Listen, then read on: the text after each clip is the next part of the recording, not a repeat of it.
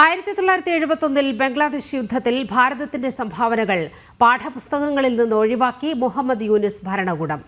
ഈ അധ്യയന വർഷത്തിൽ പുസ്തകങ്ങളിൽ ഇന്ത്യൻ സൈന്യം ബംഗ്ലാദേശ് മോചനത്തിനായി നടത്തിയ യുദ്ധത്തെപ്പറ്റി പരാമർശിക്കുന്നില്ല. പാഠപുസ്തകങ്ങളിൽ നിന്ന് അന്നത്തെ ഇന്ത്യൻ പ്രധാനമന്ത്രി ഇന്ദിരാഗാന്ധിയുടെ ചിത്രവും ഒഴിവാക്കി.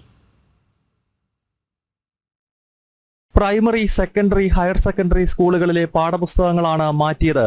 പുസ്തകങ്ങൾ മാറ്റുന്നതിനായി 57 അംഗ സമിതിയെ മുഹമ്മദ് യൂനിസ് സർക്കാർ നിയോഗിച്ചിരുന്നു. 1971 ബംഗ്ലാദേശ് വിമോചനത്തിനായി ഭാരത സൈന്യം നടത്തിയ യുദ്ധത്തിന്റെ ചരിത്രം പൂർണ്ണമായി ഒഴിവാക്കി. അന്ന് പാകിസ്ഥാൻ സൈന്യവുമായുള്ള യുദ്ധത്തിൽ ഭാരതത്തിന് 3500 മുകളിൽ സൈനികരെയാണ് നഷ്ടമായത്. 1.5 ആഴ്ച നീണ്ട യുദ്ധത്തിൽ ഭാരതം നേടിയ വിജയത്തിന്റെ ഭാഗമാണ് ബംഗ്ലാദേശ്. ഈ ചരിത്രമാണ് പൂർണ്ണമായും ഇസ്ലാമിസ്റ്റുകൾ തിരുത്തിയത്. അന്നത്തെ ഭാരതത്തിന്റെ പ്രധാനമന്ത്രിയായിരുന്ന ഇന്ദിരാഗാന്ധിയുടെ ചിത്രം പുസ്തകങ്ങളിൽ നിന്ന് നീക്കി.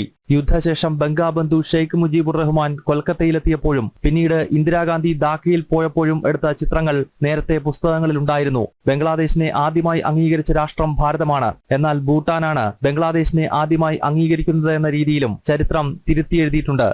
ജനം, ഡൽഹി.